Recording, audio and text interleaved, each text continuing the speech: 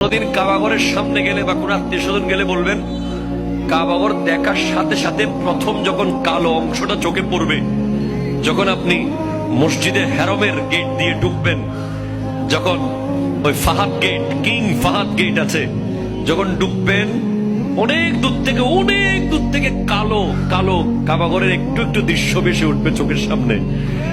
তখন দোয়াটা করবেন, কি দোয়া করবেন কয়টা? যখন কয়টা? একটা দোয়াই কবুল হবে দেখার সাথে সাথে।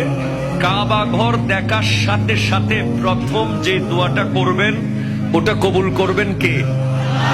এখন শিখে নেন, অনেক মানুষ জানেন না হিকমত।